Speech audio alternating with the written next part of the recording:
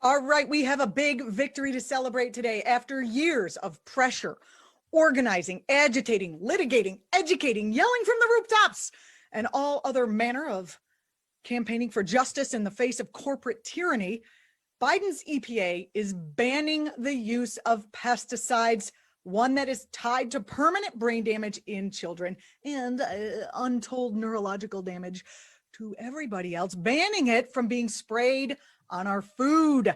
Woohoo! This is a big victory in a decades-long fight that seems like in a sane society we shouldn't have to fight at all. Pesticides, poison on food. No, end of story, right? Should be. The EPA actually banned the in-home use of chlorpyrifos. Very hard to pronounce. Anyway, it's been banned for in-home use 2 decades ago under President Bush, because back then they knew it was harmful to children. It was found in indoor products like Raid, Ant, and Roach Killer, which should be more accurately called Raid, Ant, Roach, and Your Children's Future Killer. Now, with a nice lemon scent. But Bush still let it be sprayed on the food. You couldn't put it in your house, but we can spray it in large quantities across the crops because children don't eat food, I guess. And Bush, loves children, but not that much. Not so much as to dig into Dow Chemical's enormous bottom line. Crop spraying accounts for 90% of the use of that chemical. Until now. Obama, by the way, started the process of revoking all uses of the pesticide in 2015, but in 2020, Trump ignored the recommendations and kept the poison on the market. And its effects to rural communities, it affects them the most, and yet rural communities voting overwhelmingly for Trump, the poisoner. My head is exploding. Never has the head exploding emoji been more useful to me. Okay, here's a bit of history. Dow Chemical introduced chlorpyrifos, also known as Lorsban, as a pesticide in 1965. It was originally developed as an organophosphorus nerve gas in Nazi Germany. That's right, a nerve gas. We are spraying a nerve gas onto our food. Because why? Because what does it do? Well, it makes millions of dollars for Dow Chemical. I did a bit of digging, and I found that Dow contributed $1 million to Trump's inaugural committee. I believe that's the money that just disappeared into Trump's pockets. Dow also spent $13.6 million on lobbying in 1 year alone, the Trump year, 2016. They spend cash trying to kill and bury studies as well. Imagine how much money they're making spraying poison on our food and killing our farm workers and contributing to neurological brain damage in children, the rise of which has been astronomical in recent decades. I mean, if they can spend that kind of dough supporting the corporatocracy, imagine how much dough they are making just poisoning everybody. Under President Joe Biden, chlorpyrifos, it's impossible to pronounce. Anyway, it will finally be off our fruits and vegetables. Sure, it's just one of dozens of organophosphate pesticides in our fields that can harm children's development. And the EPA must, we're going to continue to push them to ban all organophosphates from food. But activists are continuing to strive for that and reminding us that Biden did actually do this.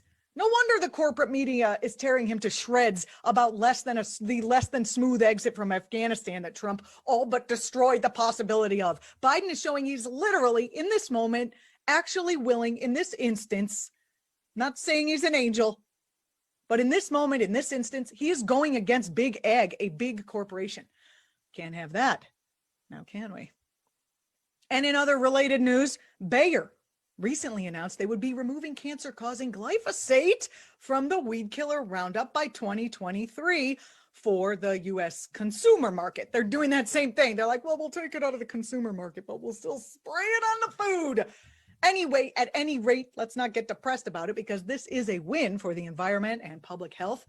It is a long-sought but roundabout win for activists who use the court system, and they got a ruling saying the maker of glyphosate is actually responsible for the health damage the product is proven to cause. In a series of high-profile court cases, glyphosate exposure has been linked to non-Hodgkin's lymphoma in farmers, groundskeepers, and homeowners using that herbicide for lawn care.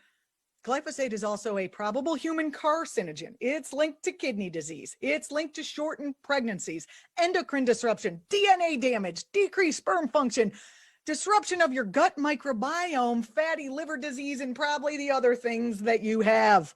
But Bayer hasn't suddenly sprung up a conscience. When Bayer bought Monsanto, they also got the company's legal problems and financial liabilities. And they likely saw the writing on the wall. Once glyphosate exposure has become more widely linked to the bevy of health and environmental damage it's responsible for, the company will be on the hook to pay for it. It is called, finally, corporate responsibility, and we want it. And we want it now, not in 2023. So, in order to force the issue, 124 consumer health and environmental groups swung into action today and are calling on Lowe's and Home Depot to immediately end the sale of Roundup. Hit them in the pocketbook, people. The health of people and pollinators cannot wait. The bees are dying. It has been linked to glyphosate. We need bees if we want to have fruit and food. I don't get what the holdup is. But anyway, like our previous story, Bayer is only pulling glyphosate off the consumer market, still being sprayed on crops.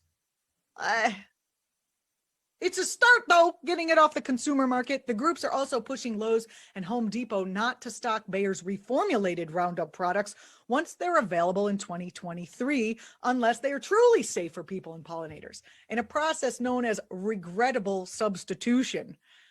The replacements for these high-profile chemicals that everyone knows are poisonous are being removed. The replacements are as toxic as the original chemicals. They just change an electron and change the name, and it's back on the shelf. Evil, quite evil. Of course, the name Monsanto is synonymous with evil. Now those same bastards are called Bayer, the aspirin people. What could be more wholesome than bringing babies' fever down? So cute, aspirins. But of course, Bayer, if you know your history, was part of the company that developed Zyklon B. It's a gas that Nazis used in the death camps to kill Jews and gays and professors and other undesirables. But hey, aspirin, am I right? Growing crops? Lowe's and Home Depot are being pressured to show that they care about their customers' health by ending all sales of Roundup and other glyphosate products immediately. And this is something you can do. You can write a note and bring it to your store's manager. You can give them a call and tell them how you feel, or maybe leave a note on the shelf with the Roundup.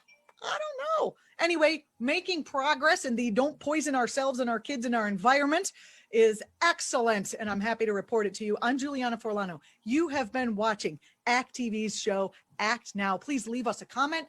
Tell us what you think, and share us with your friends. We hope you'll join us again. Thanks for watching.